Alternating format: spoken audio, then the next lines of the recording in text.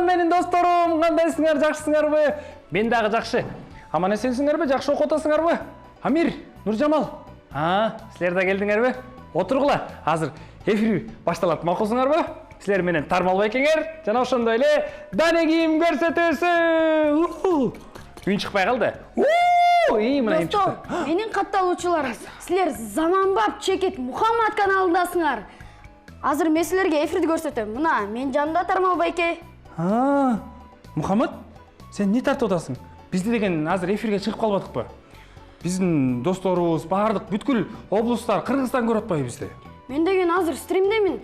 Достор, эфирден бэкстейдж көргүсү келип жатышат да. Азыр стримдерди жүргүзбөсөңөр, анда трендтен калдыңар дегенди түшүндүрөт. Анаксага, Мухаммад, эми мен ушунда стрим тартпасам, трендтен артта калып, замандан да артта калып каламбы? Азыр достор менен коштош коюн. Достор, силер менден алыстабагыла. Андан кийин кайра көрүшөбүз. Силер менин каналыма катталып, жактырууларды басып, комментарий калтырып кеткиле. Анда мен өчүрдүм. Жакшы. Достор, ошенткиле. Мухаммаддын инстаграмына катталгыла. Жакшы стримдерди жүргүзүп аткан турбай Мухаммад. Достор, анда мындай да. Достор мисалы блогер болгусу келет, мен деле блогер болгум келет.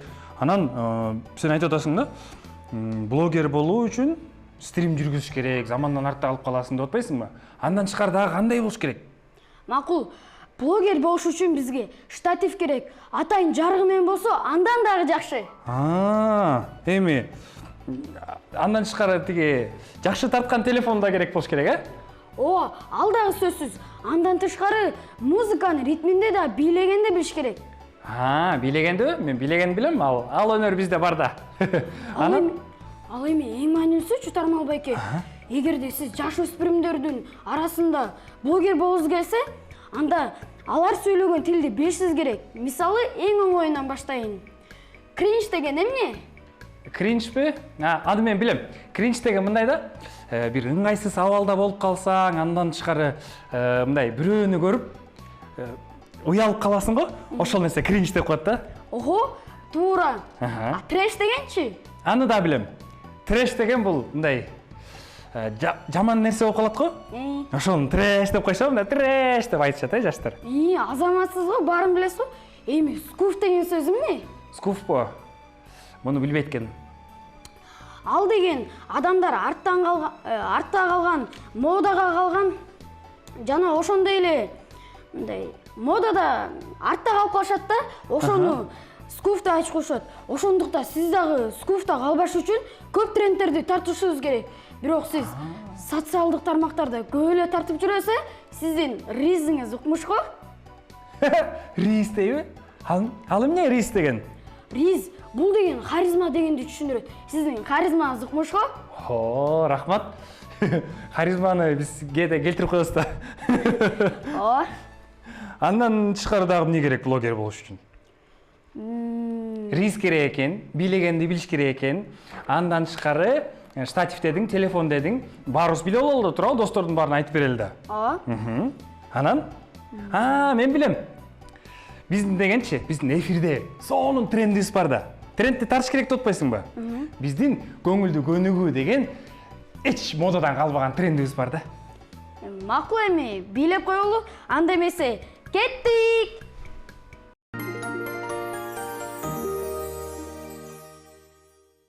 Салам достор, бизде бүгүн маанай 5, менин жанымда Альбина жана Айбике. Эгер силер дагы көңүлдүү көнүгүү жасайм десеңер, анда бизге кошулуп, эң мыкты шаңдуу жасагыла. Макулбу? Кеттик! Эң алгачкы биздин көнүгүүбүз достор, башыбыздан башталат. Биринчи оңго, ылдый, солго, анан артка. Жаттадыңар достор? Анда эмесе, кеттик. 1, 2, 3, 4, 5, 6, 7, 8. Экинчи биздин көнүгүүбүз оң колу сөйдө, сол колу сылдый. Андан алмаштырабыз. Ошондо 1, 2, 3, 4 деп жасайбыз. Макулсуңарбы? Кеттик! 1, 2, 3, 4.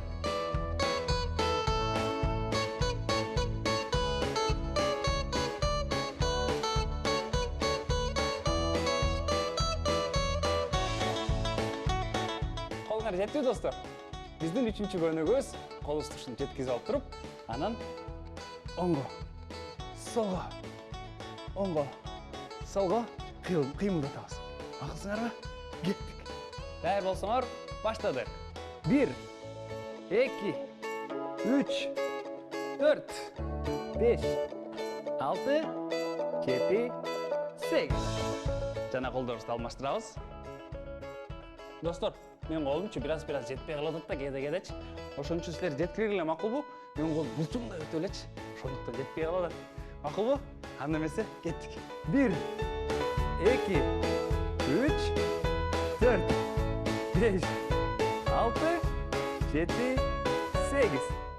Биздин кезектеги көнүгүү достор, буттарыбызды колдорубузга чейин көтөрөбүз. Оң бутубузду сол бутубузга чейин. Хоп. 1, 2, 3, 4, 5, 6. Кезектеги биздин көнүгүүбүз достор, колдорубузду алабыз. Дал ушул колдорубузду ылдый тизелерибизди бүппөй буттарыбызга чейин алып келебиз. 3. Жана колдорубузду белдерге коебуз. Жана 4. Биздин буттарыбыздын учуна турабыз.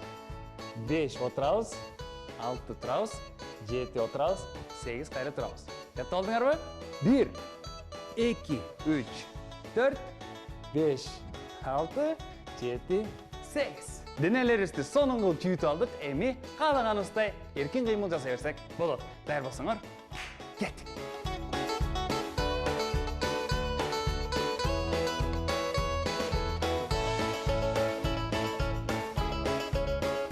Бизге кошулгандар азаматсыңар, кошулбагандар силер деле азаматсыңар. Чоң рахмат, ыраазычылык билдиребиз. Көрүшкөнчө саламатта калгыла. Көнүгүүнү жасап алдык, сергип алдык, жыргап калдык. Туурабы достор, Эң сонун болду. Ооба. Мухаммад, сен жана блогер болом деп айтып атпайсыңбы? Негизи, көбүнчө блогерлер өзүнүн мындай бир багытты тандап алышат го. Кээ бирөөсү өзүнүн жашоосун көрсөтсө, кээ бирөө мындай тамашалуу видеолорду чыгарып турат го, элди күлдүрүп. Сен кандай багытта алып барайын деп атасың блогуңду? Мен мисалы мындай досторго пайдалуу контент жасагым келет, мисалы спорт тууралуу, эртең менен көнүгүүлөр жасап, жана алардын кандай пайдалары бар. Сен анда чын эле сонун нерсени кылгандыктан турбайсыңбы? Анда сага ийгилик каалайм блогуңа. Көнүгүү демекчи, негизи биздин баардык эле достордун арасында мындай түшүнүк бар го, көнүгүүнү көбүнчө эртең менен жасайт депчи. А эмнеге кечинде жасаса болбойт? Биз деген эми көнүгүүнү кечинде жасап жатпайбыз. Ошо да, биз ошентип атабыз го. Ошондой сыяктуу мисалы түшүнүктөр бар го. Ошолорду мен мындай жалпысынан түшүнбөй атам да, ошону бир аз түшүнгүм келип атат да, кантип түшүнсөм болот ошону?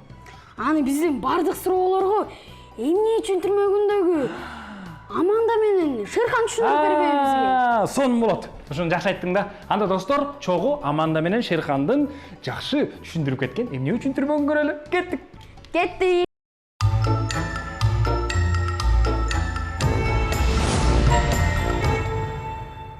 1, 2, 3, 4, 1, 2. Кандайсың, Шерхан? Кандай Аманда? Салам достор, кандайсыңар? Шерхан, сен эмне көнүгүүнү кечинде жасайын деп чечтиңби? Ооба, атайын эрежени бузуп, кечинде жасайын деп жаткан болчумун. Кайсыл эрежени? Атайын эртең менен жасаш керек деген эреже бар го. Ооба, чын эле, биз дайыма бүт көнүгүүлөрдү эртең менен жасайбыз го. Эмне үчүн? Менин оюмча көнүгүүнүн пайдасы күнгө карабай эле тиет болуш керек, Балким, анда кел, бул суроону досторубуз менен чогуу аныктайлы. Макул, анда кеттик. Негизи достор, кандай гана көнүгүү жасабайлы, ал биздин денебизге пайдалуу. Анан дагы достор, силер байкасаңар керек, көнүгүүнү дагы, чуркануу дагы биз дайыма эртең менен кылабыз. Анткени эртең менен жасалган көнүгүү организмди бат ойготуп, кан айлануу жана зат алмашууну жакшыртат экен. Эгерде силер достор эртең менен ойгоно албай атсаңар, уйку сурап атсаңар, анда 5-10 мүнөттүк көнүгүү жасасаңар болот. Ошондо силер сергек болуп каласыңар.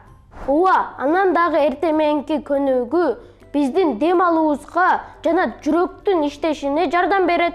Ал эми бир күн бою сергек болуш үчүн мээни жана клеткаларыбызды кычкылтек менен камсыз кылып турат. Эртең мененки көнүгүүлөрдү биз дайыма бетибизди, тишибизди жуугандай эле мурун аткарышчу экен. Анан достор, эртең менен гана көнүгүүнү жасаш керек деп ойлобогула. Ал силердин таңдооңорго жана убактыңарга жараша болот. Эртең мененки машыгуу жеңил жана 10-15 мүнөткө созулса жетиштүү болот. А эмне үчүн көбүнчөсү эртең менен кылат? Себеби ач карын кыймылдоо бул ыңгайлуу. Жана кечинде болсо сенин иштериң пайда болуп калышы мүмкүн. Же курсаңды тойгузгандан кийин жалкоон кармап кылбай коюшуң да мүмкүн. Ошондуктан көпчүлүгү эртең менен көнүгүү жасашып чуркашат экен. Мисалы, эртең менен силер көнүгүүнү жеңил кылып, ал эми кечинде аны татаалыраак кылсаңар болот. Достор, а силерге кайсыл убакта көнүгүү жасаган жагат? Биздин Instagram баракчабызга жазып кетсеңер болот. А биз силер менен коштошобуз. Көрүшкөнчө. Шырхан, сен жана көнүгүү жасап атканда мен сага тоскоол кылып койдум окшойт. Анда жүр чогуу көнүгүү жасайбыз. Макул.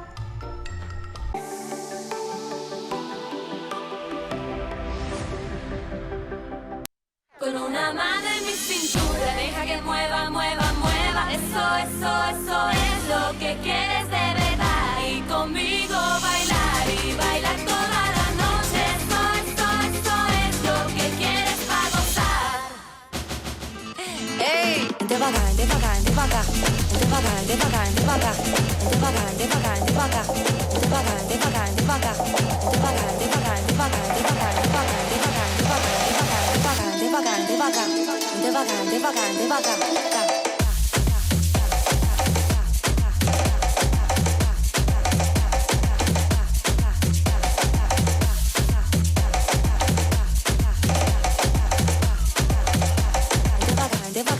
Bien, mi amor.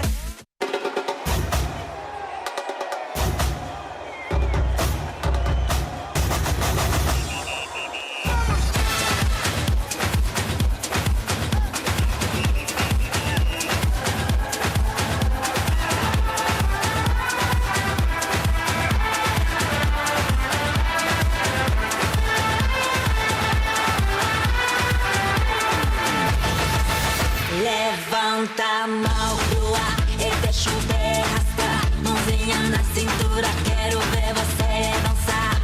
Todo mundo vai cantando, o coração acelerando, dançando e rebolando sem parar. E quando o sol raiar, a alegria vai chegar. Todo mundo vai dançar, a vida vai brilhar. Quando o monte conquistar, no samba do Brasil.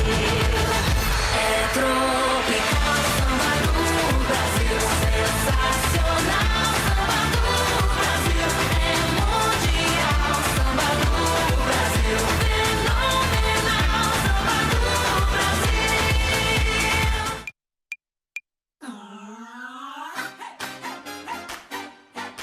Ya llegó, presente.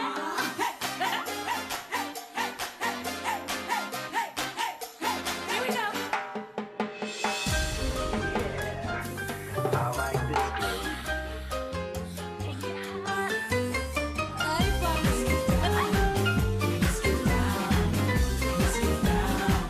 It's just a party, baby. Come on. Let's get loud. Let's get loud. Let's get loud. Pump it up. Hey, hey, hey, hey, hey, hey, hey, hey, hey, hey, hey, hey.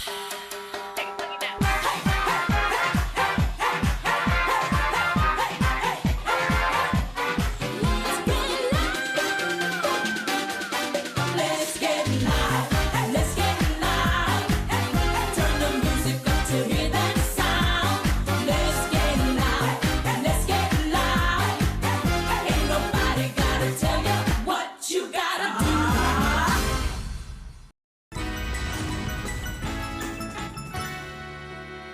Кыргыз элинин эң улуу манасчыларынын бири Саякбай Каралаев 1894 жылы Ысык Көл облусунда төрөлгөн. Ал кичинекей кезинен эле Манас эпосун угуп чунойгон. Анын айтуусу боюнча манасчылык өнөрдү түшүндө аян алгандан кийин баштаган.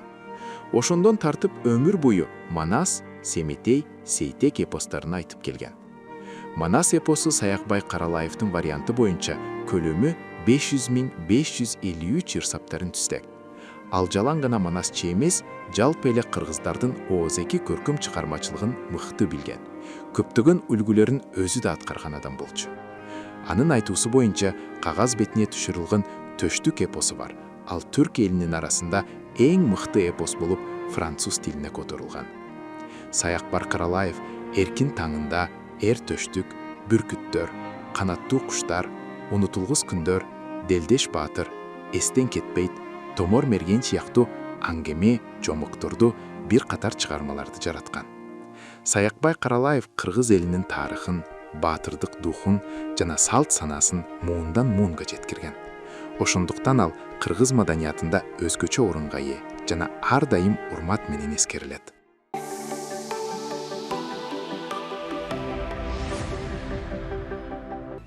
Азыр эле бизге жагымдуу маанай тартуулап Бразилия бийин бийлеп кеткен жагымдуу мыкты би ансамбли, Аванти ансамбли бизге конокто келип калышты. Алардын арасынан Асылзат Рустамова жана Мадиярова Бегимай диванда отурушат биз менен. Кол чабуулар менен тосуп алалы. Кандайсыңар? Жакшы. Студиябыз жактыбы? Ооба. Кандай экен студиябызды бир асында сүрөттөп бергилечи?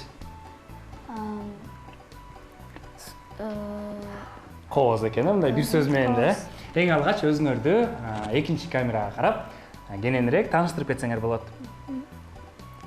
Менин атым Мадиярова Бегимай. Мен 9 жаштамын. Танцы бийди бир жыл болду. Бийлегениңе бир жыл болуптур, эң сонун. Менин атым Асылай. Мен Канча жаштасың? 8. Жана бийге барганыңа канча жыл болду? 1. 5. 1. Сага да бир жыл болду, экөөңөргө тең бир бир жыл. жыл. Эң сонун. Бийге кантип кызыгып калдыңар? Ким силерди шыктандырды? Кана четинен айтып бере берсеңер. Менин үй бүлөм, менин чоң эжем танцыга барган болчу. Анан эжегем барбай калып мен баштагам да. Өзүм үй бүлөм мени колдогон танцыга. Эжеңдин жолун сен жолдоп кеткен турасың мындайча айтканда, Канчанчы мектептен келдиңер? 108 мектептен. 108. Эң сонун. Экөөңөр тең бир мектепте окуйсуңарбы? Канчанчы класс ушунда? Экөөңөр бир класспы? Жок. Сен улуураак окушойсуң, Кандай сабактар жагат силерге мектебиңерде? Математика. Математика, дагы Русский жагат. орус тил жагат. Орус тил. Дагы Кыргыз тил. кыргыз тил, дене тарбия жагабы? Ооба. Эң сонун. Дагы кандай суроолордон мектебиңердеги ийримдер тууралуу айтсаңар. Биз Кандай кружоктор бар? би кружогу бар, комуз кружогу бар, анан плетение ырдаганы, плетение да бар. Сонун. Силер аз дагы ойлонуп тургула, азыр биз кичинекей тыныгуудан кийин кайрадан маегибизге кайтып келебиз. Кеттик анда достор. Кеттик. Кыргыз элинин сыймыгы атактуу жазуучу Чыңгыз Айтматов 1928 жылы Талас облусунун Шекер айылында жарык дүйнөгө келип, бала кезинен эле сөздүн күчүн, китептин кереметин сезе билген. Ал айылда эле чоңойгон кыргыз баласы болсо дагы бүткүл дүйнөгө таанылган. Чыңгыз Айтматов жөн эле окуя жазган эмес. Ал сөздөр аркылуу адамдын жүрөгүнө жол тапкан жана жашоону тереңирээк түшүнүүгө чакырат. Ак кеме бизге кыял менен ишенимдин канчалык маанилүү экенин эскертсе, ал эми Кызыл алма повест аркылуу окурманга адамдык абийирди, тазалыкты жана жоопкерчиликти үйрөтөт. Чыңгыз Айтматов кыргыз элинин үнү, дүйнөгө угулган сөзү. Анын калтырылган мурасы китеп бетинде гана эмес, адамдардын эсинде, жүрөгүндө түбөлүк жашайт.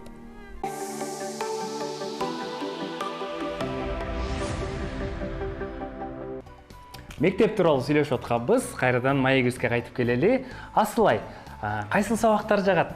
Сен айтып кеттиң, математика жагат деп айттың, Андан тышкары? Кыргыз тил. Кыргыз тил. Кыргыз тил. Орус тил деп да айттың, Иримдерден кайсы иримдер жагат? Кружоктор.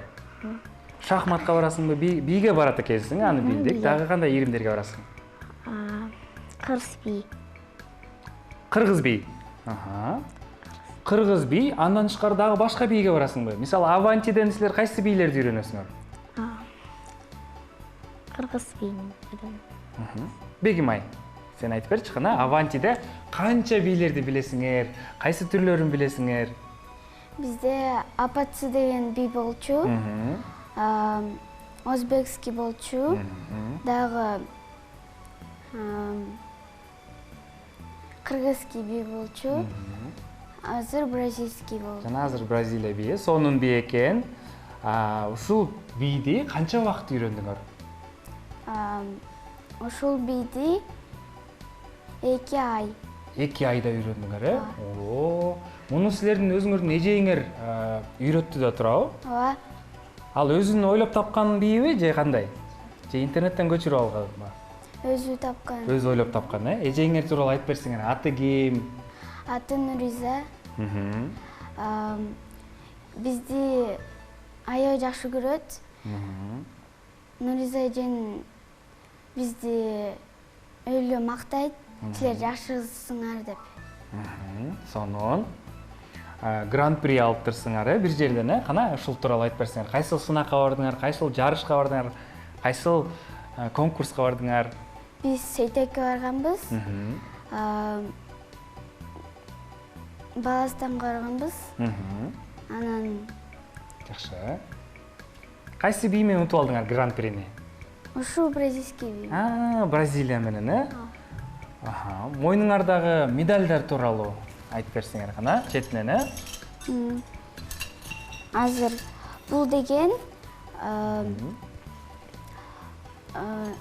бир буну канчанчы орун экен? бул 2-чи орун болгон. Каякта болгон? Ал деген Кыргызстанда эле болду беле? Ооба, Кыргызстанда. Кыргызстанда болгон. Жана Бирок Сейтекте болушу мүмкүн. Мен утуп калдым. эл аралык фестиваль болду беле? Жок. Же Кыргызстан арасында, республикалык, чет мамлекеттерге каяка барып көрдүңөр эле, Асылай? Казакстан, Өзбекстан.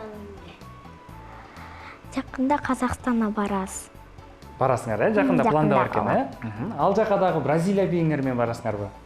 Кыргыз бий менен барабыз. Кыргыз би менен. Кыргыз бий менен, сонун. Силерге ийгилик каалайбыз албетте. Ырдаган талантыңар барбы? Ооба, менде бар. Кыргызча ырдасыңбы, орусча ырдайсыңбы, англисчеби? Көбүрөөк орусча ырдайм. Орусча, кыргызча ырды билесиңби? Бир-бирөөсүн. Толук билбейм ушуну. Толук билбейсиң, бирок кайырмасын анан ырдап бере аласың анда бизге азыр. Жандуу үн менен, Ырдап берер. Же орусча ырдай бересиң. Кана орусча эң жакшы көргөндөрүң кайсы болсо, ошону ырдап берсең болот. Азыр Биз кол чаап коштоп турабыз.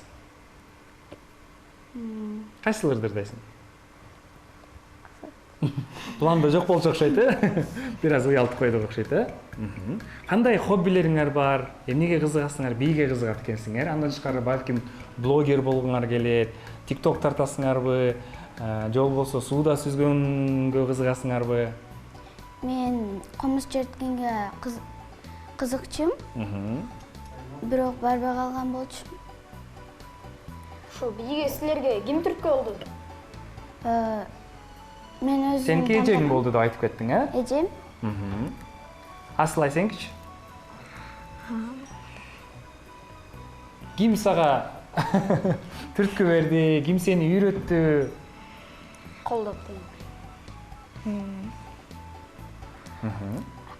Анда жакындарыңарга, силерди тааныган адамдарга салам жолдобосуңар болот. Досторуңарга. Кана? Барына салам. Мен үй бүлөмө салам берем. Дагы кимге? Классташтарыма, Кафташтарым. дагы эжеме, Дагы? апага атама. Ең сонун Аванти би ансамбліне игілік қалайбыз. Талантыңар ташқындап, өнеріңер өркүндөп, дагы көп өлкөлөргө барып, биринчи орундарды, гран-прилерди алып, бизди сүйүндүрүп жүрө бергиле. Ең сонун келечектеги сонун максаттарга жеткиле. Көптөгөн ушундай дипломдорду, андан тышкары медальдарды алып келгиле. Кыргыздын кыран кыздарынан болгула. Ең сонун. Ал эми достор, азыр силер да биге кызыксаңарбы? Биге кызыксаңар, ушинтип үйрөнүп кетсеңер да болот. Эң негизгиси кызыгуу экен. Азыр болсо кийинки түрмөккө башпагабыз. Сөз бакчасы. Кеттик.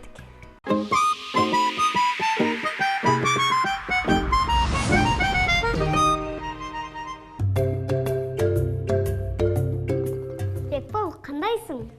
Достор, кандайсыңар? Бекбол, эмне болгон? Бекбол, сага эмне болгон? Ой, Айбике, кандайсың? Мен ойлонуп кеткен турбаймбы? Эмненче ойлонуп жатасың? Мен бүгүн бир сөз уктум да. Эмнесе ушунчалык ойлонуп тургандай? Достор менен ойноп жатсак, ары жакта отурган чоң ата, айланайын балам. Башың оор бала экенсиң дейт. Менин башым оор болсо, көтөрүп жүрө алмай эмесмин да. Туурабы? Же башым оордой көрүнүп жатабы? Жок. Чоң атанын сөзү табышмактуу сөз экен. Анын аябай кызык сөз экен. Балким бул сөз башка маанини түшүндүрбөйбү? Билбейм. Эртеден бери ойлоно берип, башым да ооруп чыкты. Бекбол, менде бир ой бар. Кандай ой? Бул сөздүн маанисин досторубуздан сурап көрөбүз. Балким бизге маанисин чечмелеп бергенге жардам беришет.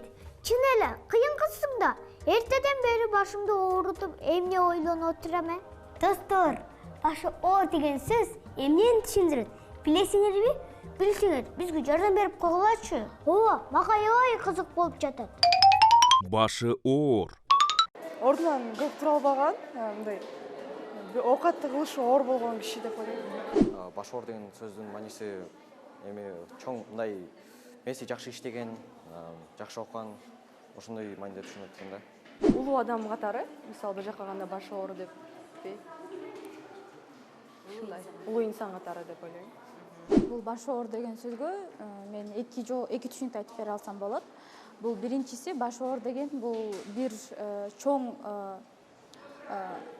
проблемага жолугуп калган деп айтсак болот да. Анын экинчисин мен айта алам, бул башы оор деп бул мындай акылдуу адамды айтсак болот экен, же болбосо билими көп адамды айтсак болот, айтам деп ойлойм да.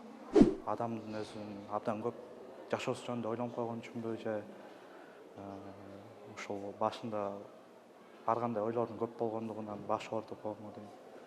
Башы оор деген бул мисалы көп билген адам, акылдуу адам деп түшүнөм. Менин оюмча башы оор бул аябай акылдуу, орун басырыктуу, баарына жооп таба алган адам. Көп билген адам, көп маалыматты билген үчүн башы оор болушу мүмкүн. Ошон үчүн башы оор деп атап коюшкан. Башында көп нерсе болгон үчүн. Башы оор деген сөздү мен кебелбеген, салмактуу, унчукпас адам деген деп ойлойм. Башы оор бул сөздүн мааниси кебелбеген, абдан салмактуу, токтоо, оор басырыктуу адам дегенди билдирет. Мисалы, Кылымбек жаш болсо да башы оор, сөзү менен иши төп келет десек, мында Кылымбек салмактуу, токтоо, оор басырыктуу бала экенин түшүнө алабыз. Же дагы бир мисал келтирсек, башы оор адам мүнөзү менен башкаларга дагы үлгү боло алат десек, мында оор басырыктуу, токтоо адам ар бир ишке кылдат карап, туура чечим чыгарып, башкаларга үлгү болоорун биле алабыз. Кана балдар, башы оор деген сөздүн мааниси силерге түшүнүктүү болдубу? Төмөндөгү мисалдын кайсынысы туура келет? Таап көргүлөчү. Оор басырыктуу, жоош, тентек. Азаматсыңар балдар, туура таптыңар. Эми түшүнүктүү. Башы оор деген кебелбеген, абдан салмактуу, токтоо, оор басырыктуу дегенди түшүндүрөт турбайбы? Ошондо менин чоң ата кебелбеген бала экенсиң деп айткан болуп калабы. Балким токтоо, оор басырыктуу деген чыга, негизи сен токтоо баласың го. Бүгүн ошо чоң атага жолугуп калсаң, рахмат айтып кой. Эмнеге? Ошо чоң атанын аркасы менен бир сөздүн маанисин билип алдык. Кой анда мен кеттим. Каяка? Чоң атага арып рахмат айтып дагы ушул сыяктуу сөздөрдөн сурап келем. Достор менен коштошпобайбы? Мен шашып кеткен турбаймбы? Саламатта тургула достор. Мен силерге көңүлдүү маанай каалаймын. Көрүшкөнчө достор. Эми кетип берсем болот. Макул, жакшы кал.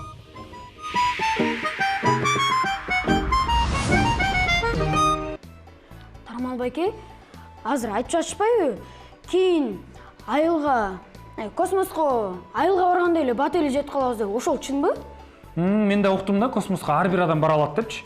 Бирок ишене албайт элем, бирок барышат окшойт, чын деп ойлоп атам да менчи.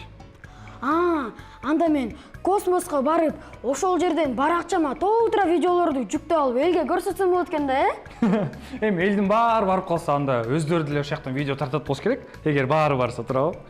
Бирок сенин видеолоруңду да көргүбүз келет болуш керек. Сен аябай кызыктуу видео тарта турбайсың көрсө. Адамдар негизи аяктачы космостон тийип калкып жүрүшөт го, мынтип учупчу башкача болуп.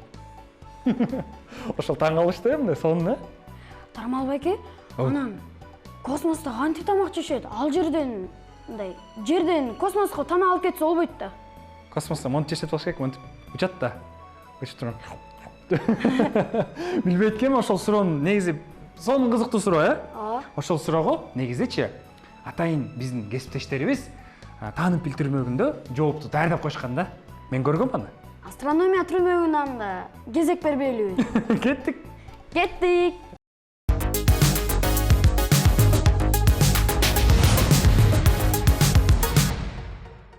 Салам достор.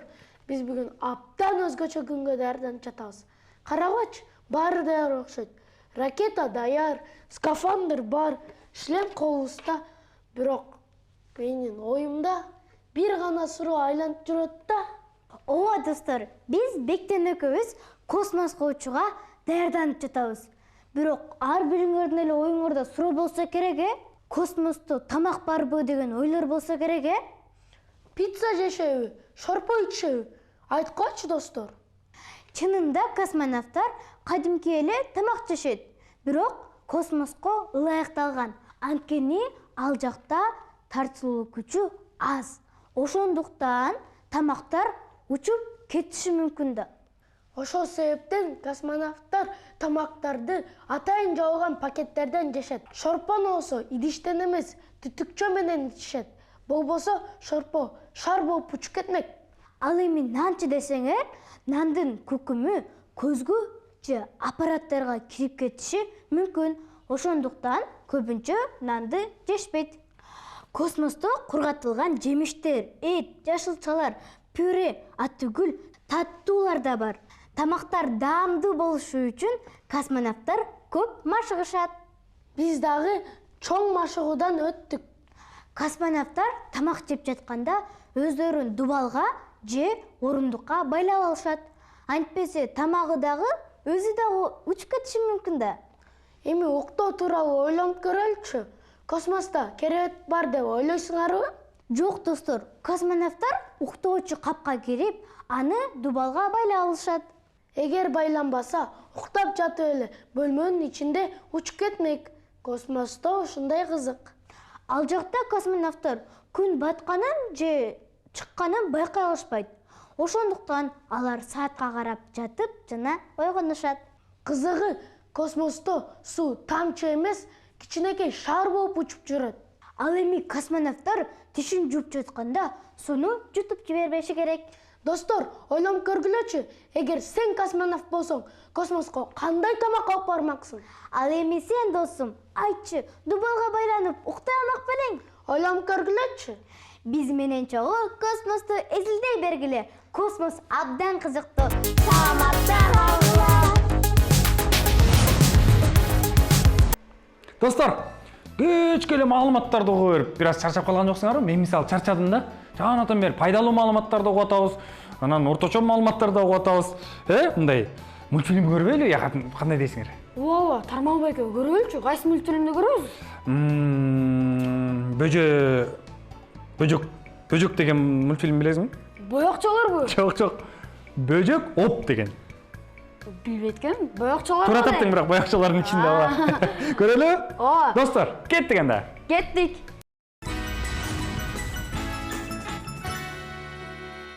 Сен мени жакшы көрбөйсүң.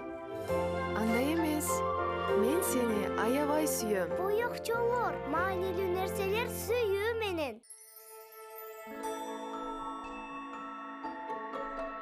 Biz kıyaldanabız, biz sürüt tartabız, biz aylanabızdı, art üstü kılavız. Boyokçolar, boyokçolar, boyokçolar, boyokçolar. Gelgili çorkayız, gelgili hırdayız, gelgili oynayız, dününü boyayız. Boyokçolar, boyokçolar, boyokçolar, boyokçolar, boyokçolar.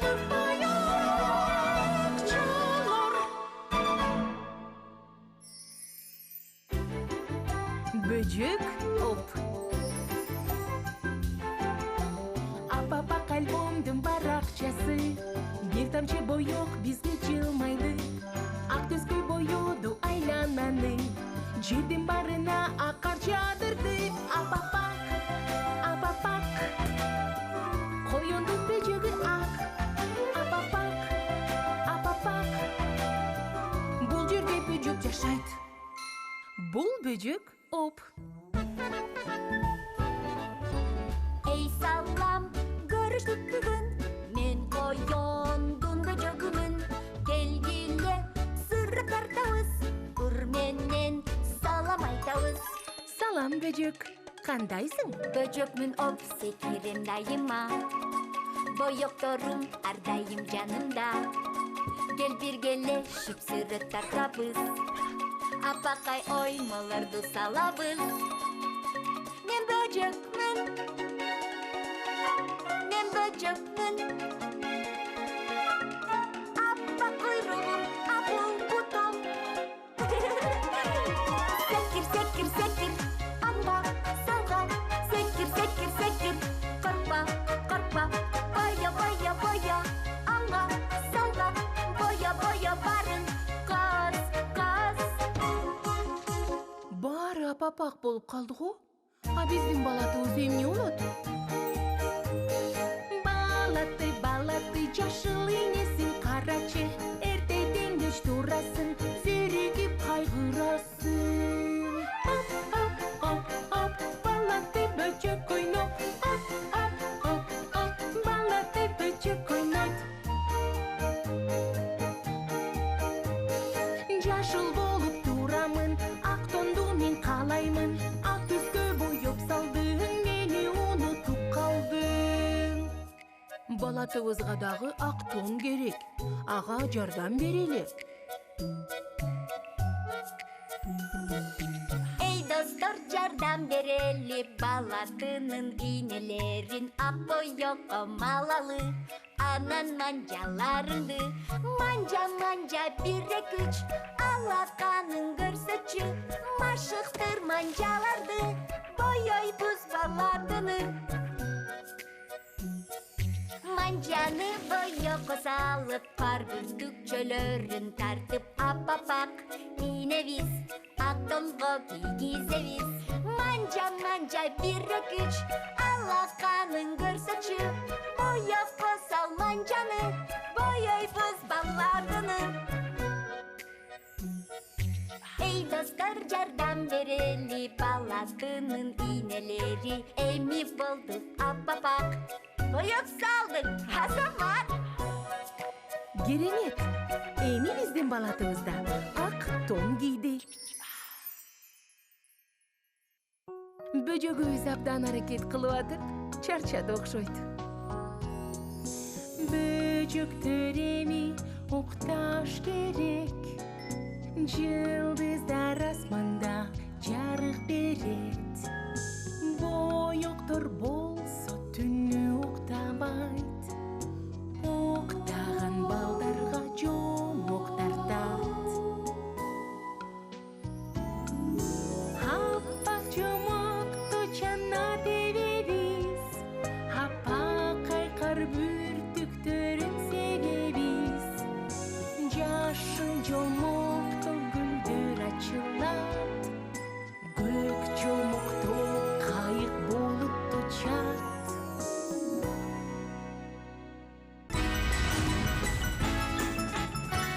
Достор, мультфильмди көрүп алдык. Эми жыргап, жакшы маанайда оюн ойносок болот. Туурабы? Оюн ойноордо эмнелерди биле алыш керек эле? Бирдеңерди текшере алууга жана сыналгыдан алысыраак туруп, анан биз менен ойношпой чалабыз, достор. Биз менен ойношпой, ойноп чалабыз.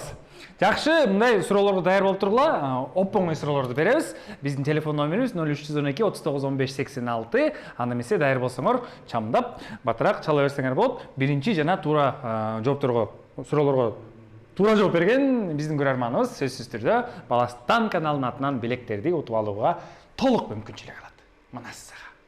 Данегимди албетте баштан аяк кунт коюп көрүш керек болчу, Анын үчүн, Кана? Эгерде башынан көрсөңөр, анда 3 суроо тең. Экөө эле да. Эмнеге? Үчүнчүсү кандайсың деп коебуз да жөн элечи. Жакшы десе ошол эме болор эт да. Жакшы туура жооп болуп саналат. Бүгүнчү данегимде 3 эле суроо болот го? Бирок бүгүн 2 да, мындай досторго жеңилдик кылып атабыз да. Туурабы достор, Бир аз жеңил болсун да силерге. Кана, достор, бизде чалуу бар, кабыл алабыз. Салам. Салам. Кандайсың? Жакшысыңбы? Кайрадан учурашалы, салам. Оң колун берип атамбы же сол колун?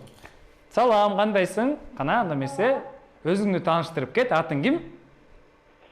Атым Айжана болот. Айжана. Канча жаштасың? 7 жаштамын. 7 жашта. Жана кайсы жерден чалып атасың? Талас операсынан чалып атам. Мына сага эң сонун. Анда эмесе суроолорду баштай берели. Эң биринчи суроо мындай. Бүгүнкү биздин темабыз эмне жөнүндө болду? Жана саат 6-да баштаганбыз да. Бул жигит, аты Мухаммад, бир нерсе көтөрүп келатканда мындай, ошол тема ошол жөнүндө болгондо. Эмне жөнүндө болду эле? Быдан башталат, быдан. Кана? Телефон көтөрүп келаткан, анан стрим жүргүзүп аткан. Телефон менен стрим жүргүзүп атканда, анан мындай салам достор, тиги бу деп атканда, ишилсе катталуучуларым деп. Ошол кишини эмне деп атайт? Мухаммад ким болгусу келет экен? Данегимди башынан көрдүң беле? Быдан башталат. Мен ошол мультикти жакшы көрдүм. Анда тилекке каршы жоопту билбейт экен, Анда Айжан сага Сен менен коштошобуз. Коштошобуз да. Кийинки досубузга мүмкүнчүлүк берели. Дагы чалуу бар. Салам. Салам. Алло. Сантьяго. Хайду. Жиберо. Дегенче өчүп салдык, Сантьяго. Ферчира. Алло. Чалуу бар. Кабыл алабыз. Алло. Саламатсызбы? Саламат. Атың ким, каяктан чалып атасың, канча жаштасың? Мен Жегеталдан чалып атам. Эң сонун, атың ким? Атың ким? Жазира. Жазира, канча жаштасың? 10 жашта. 10 жашта. Мына, билип алдым, көрдүңбү? Кана, биринчи суроону дароо берели. Биздин бүгүнкү темабыз эмне жөнүндө болду? Мухаммад ким болгусу келет экен? Сиз деле болгусу келет алдын. Мен не дейсиң? Бүгүнкү биздин темабыз эмне жөнүндө болду? Мухаммад эртең менен, эртең менен оком, саат 6-да баштадык бүгүнкү эфирибизди. Ошондо башталганда Мухаммад ким болгум келет деп мындай телефон алып, стрим жүргүзүп, ким болгусу келет экен? Быдан башталган.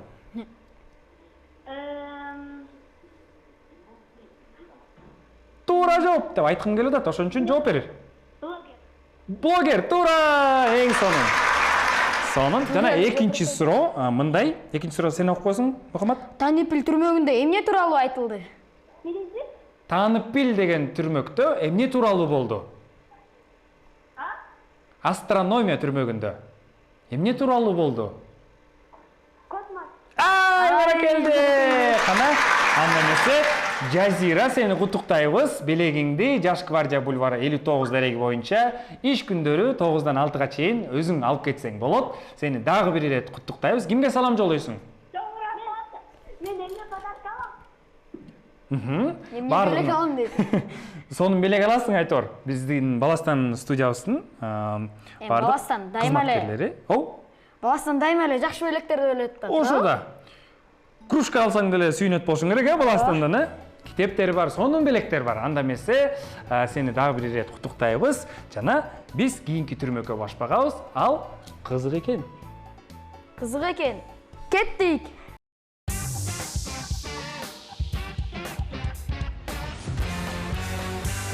Азамат, бұл не болуп атат? Мен видео тартпай атат го. Интернеттен эмне өзү кээде бар, кээде жок. Карачы. Кандай София, кандайсыңар достор? Тынчтанчы.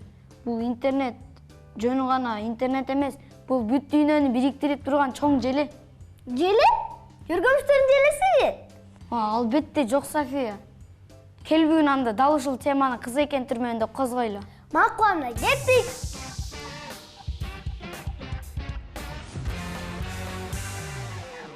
А сен билесиңби, интернет кече эле пайда болгон эмес, анын тарыхына 50 жылдан ашык болду. 50 жыл? Ай, анда мен деле чоң адам кичине болсо керек, 1969 жылы эки окумуштуу компьютерден бири-бири менен маалымат алмашууну чечишкен. Алар логин деген сөздү жөнөтүшөйүн деген. Бирок интернет өчүп калганына байланыштуу болгону L жана O тамгалар гана жеткен. Демек дүйнөдөгү эң биринчи жөнөтүлгөн кат лололо деппи? Ооба, туура София, дал ошондой. Ал эми биз азыр колдонгон 3W тамганы 1989 жылы Тим Бернерс-Ли аттуу киши ойлоп тапкан. Ал интернетти бардык адамдарга жеткиликтүү кылган. Азамат, бирок менин телефондон келип жаткан видеолор асманда учуп жүрөбү? Мага кайдан келип жатат? Жок София, көбүнчө адамдар сендей Wi-Fi жана интернет абада эле учуп жүрөт деп ойлошот. Бирок бул деген миңдеген чакырымдарга созулган зымдар.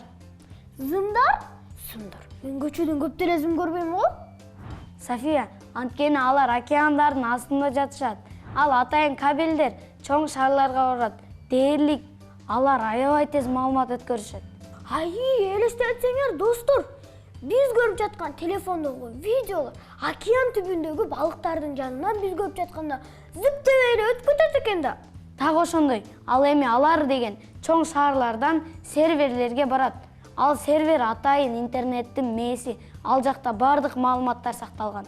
Бир күндө интернетте 300 миллиарддан ашык кат жөнөтүлөт.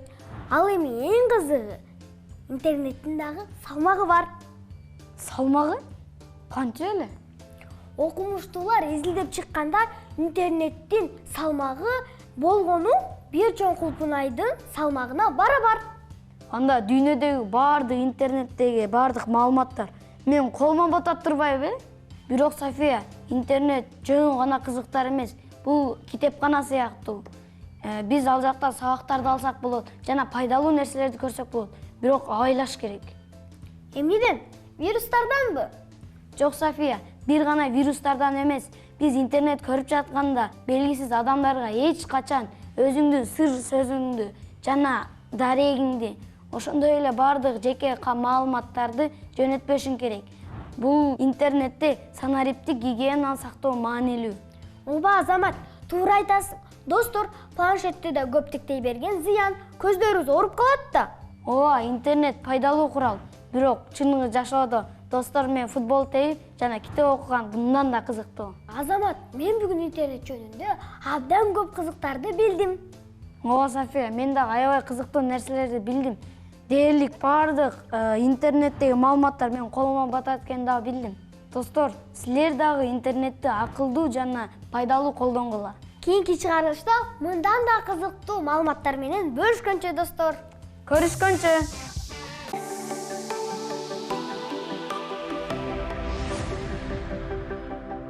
Охо, Айлиш. Кандай? Сен келип калдыңбы? Сен эмнеге тиги лабораторияда эмессиң? Бүгүн эксперимент жасайбыз да? Бүгүн экспериментпи? Мен анда сага эксперимент ойлоп таптым. Ошону жасайлы, анда.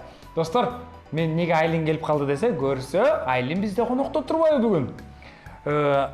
Кыял тасмасындагы башкы каарманды аткарган Айлин Талайбекова. Кол чалуулар менен тосуп алалы. Мына сага Айлин. Кана, Айлин, өзүң тууралуу биздин досторубузга айтып берип койчу, кененирээк. Менин атым Талайбекова Айлин, 9 жаштамын. Чоңойгондо актриса болгум келет. Дагы көп кинолорго тартылгым келет. Мына сага сонун башталыш болду, Кана, эми суроолордон жаадыра берели. Мухаммад, биринчи сурообуз кандай болсун? Кыял тасмасына кантип тартылып калды? Шай студияда кастинг болгон, анан Бакыт байке бизди чакырган, анан 5 кыздын арасында мен өтүп кеттим. Жалпы 5 кыз катышты кастингке, Ооба. Жа башка күнү дагы кастинг өтүштү, балким сага айтпай өткөн. Жок. Бир эле күн өттү, кастинг, Анан кастинг негизи оор болот бекен? Кандай болот экен, айтып берчи. Бардың Ыйлаган жери оор болот экен, анан күлкүмүштүү жерлер жеңил эле болот экен. бир аз титиредиңби, чынын айтчы? Кичине титирейт экен. Кичине, толкундануу болот экен да. Асага мындай ким түрткү берди, ким эргүү берди, мындай актриса болсоң сонун болот деп, же бирөөдөн шыктандыңбы, мынтип карап, көрүп, ушундай болсом сонун болот окшойт деп, анан ошондон кийин ушундай чечим чыктыбы, актриса болгум келет деген. Мен Шайыр эженин кинолорун көп көрчүмүн. Анан эжем ошо Шайыр студияга барчу, анан мен да барып көрөйүнчү деп папам айткан. Анан мага биринчи барганда эле жагып баштады. Анан ошо барып келдим. Көнүп кеттиң, Эң эсте калган учур кандай жерлер болду, мисалы? Эң эсте калган учур кыялда бул паркта качелага түшүп аткан жер эсте калды. Эстесең ыйлагың келип кетти окшойт, бир аз, же күлкүң келдиби? Ал жер жагымдуу сахна беле, же мындай эме беле? Ал жер мындай күлкүмүштүү. Күлкүлүү болчу экен да, сонун. Достор, бизге Айлиш деп мен эркелетип айтып коем да, Айлин сонун нерсе менен келиптир. Жөнөкөй нерсе эмес, ал тамсил менен келиптир. Өзүнүн актёрдук чеберчиликтерин үйрөнүп жүргөн, мындайча айтканда, даярдап келген, сонун тамсили бар экен. Азыр айтып бергенге даярсың да, туурабы? Туруп айтасыңбы, отуруп айтасың? Туруп айтайын. Туруп айткысы келет экен да, негизичи достор, ошондуктан туруп алсын, Кана? Баягы илгерки жомоктогудай, билесиңерби? Саякатчы баканы. Ошондой бизде да бир бака кадимки эле Бишкектин терегинде жашаган сазда. Ой, кантип билбейм, барып келгенде Америкага. Ооба, Америкага. Окудубу, иштеди. Ал жерде канча жүргөнү белгисиз деле. Келип эле сүйлөп калса болбойбу? Англисче. Түшүнбөйм. Билбейм. No, деп силерчи башка бакалар сурашса да, кызыкса да, сүйлөй албай бакача, мен эмне жөн эле Америкага барып турмунбу? Мен америкалык бакамын. Билишсин ким экенимди буларым. Oh my god. Goodbye, bye bye. Деп оозун жооп оштоңдоп.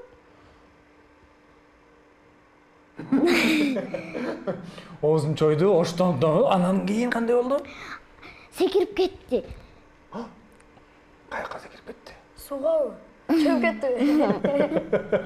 Калган уландысын өзү чыгарып койсок болот окшойт, Мына сага америкалык бака, Мага ризиң жакты да. Бүгүн ушул сөздү үйрөндүм мен. Риз деген. Мухаммад үйрөттү да. Риз деген харизма деген сөз экен да. Харизмаң аябай сонун экен. Деп. Бирок негизи эле көптөн бери сени мактап келем го, туурабы? Билесиңби де, Негизи эле Айлиш аябай кыйын кыз. Ошон үчүн бул баластан да аткарып жүрөт да, баластан да аткарып жүрөт, кыял да аткарып жүрөт, алып баруучу, алып жөнөтүүчү, актриса, тамсилчи, ырчы, бийчи деп кошуп кетсек болобу? Негизи актриса көп кырдуу болуш керек, Сенин дагы кандай таланттарың бар, чынын айтчы?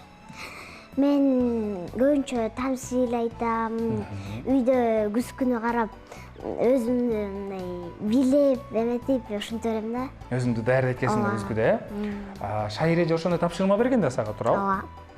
Дагы кандай тапшырмаларды берип турат силерге эжеиңер? Бизге деген этюдтарды берет, тамсилдерди берет, импровизацияларды берет, да көптөгөн эмелерди берет. Сонун. Ошо. Тасмада эң оор учур кайсы кандай болду, мисалы?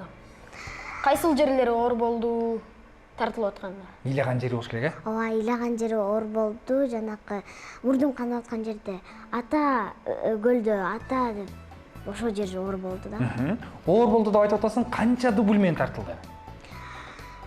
Бирок бат эле тартылды да, эми оор болду, кичине. Даярдык оор болду окшойт, Өзүңдү көпкө чейин даярдадың болуш керек, Кайсы мектепте окуйсуң? Мектебиң тууралуу айтып берсең. Жончурнаш Сокулукский районунда окуйм. Мына Сокулук районунун берметиби? Ооба. Сонунго кайсы сабактар жагат? Математика, музыка, изо. Сүрөт тарткан жактырат экен, Кандай сүрөттөр тартасың көбүнчө? Мен көбүнчө мындай блокнотторду жасаган жакшы көрөм да. Портрет мындай.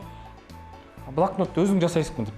Ооба, кагаз жазасы болот, подружкам менен блокнот жазайлычы, блокнот жазайлычы дебиз. Анан ал блокнотторго өзүңөрдүн кадимкидей жакшы көргөн нерселериңерди жазып турасыңар, э? Хоббиңерди, кыялыңарды, А күндөлүк жазасың сен? Күндөлүк ооба жазам. Мен бүгүн ушунчада турдум, ушундай максатым бар болчу, бирок мындай болуп калды деген сыяктуу жазат экенсиң да, э? Кээде жазып калам. Сонун. Мынакей кыял тасмасына тартылдың, билесиңби да тартыласың. Сени көчөдөн тааный башташтыбы? Ооба, кээрлер таанып баштады. Сүрөткө түшүп мындай. Анан сен кандай кабыл алып атасың? Макул дейм. Макул деп ичиңен бир аз чыргап каласың? Атактуулук жакшы экен? Ооба. Бекер суши жеп атасың? Тамаша. Көйнөгүңдү мактай кетели, сонун көйнөк экен. Көйнөгүңдү мактап коюшсуң сен деле бир аз. Көйнөгү сонун экен. Жакты бизге. Азыр мен өзүм ушундай сонун оюн даярдап келгем.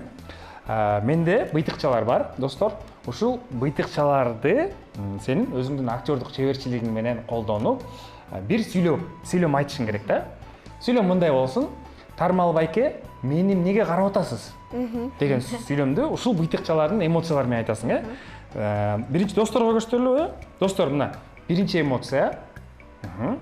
Муну Айлиш көрдү. Кана, эми ушул эмоция менен Тармал байке мени кантип карап, эмнеге карап атасыз деп айтасың. Тармал байке, мени эмнеге карап атасыз? Сонун. Кийинки быйтыкча. Достор биринчи көрсүн. Тармал байке, мени эмнеге карап атасыз? Ыйлап айттың, э? Кийинки быйтыкча болсун. Тармал байке, мени эмнеге карап атасыз?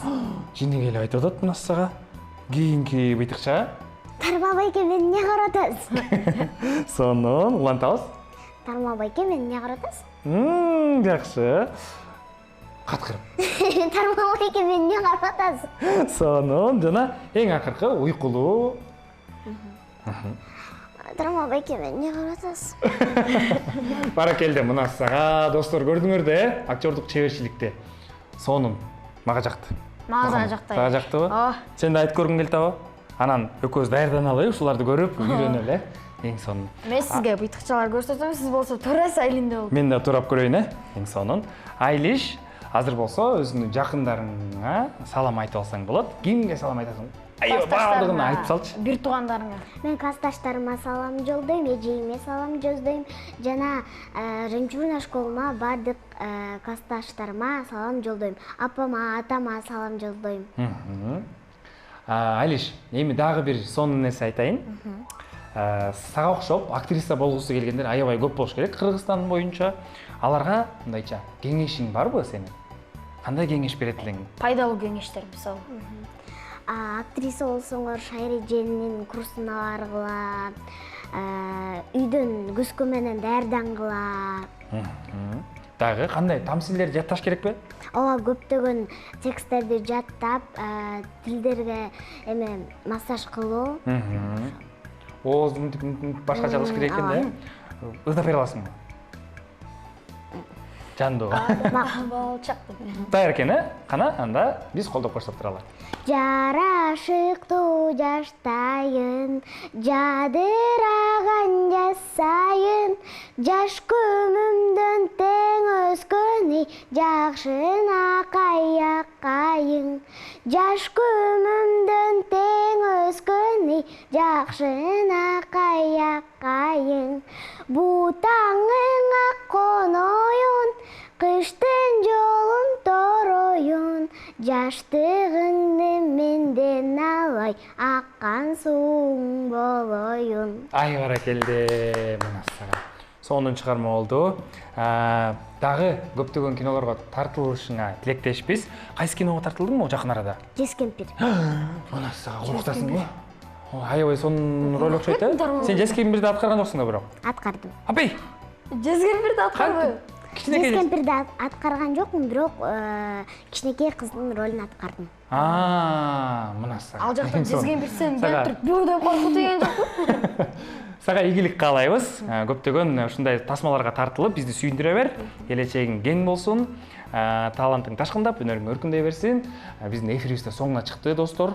Силер менен Мухаммад жана ошондой эле Тармал байкеңер Ырыспай Жумаев болду. Көрүшкөнчө саламатта калгыла.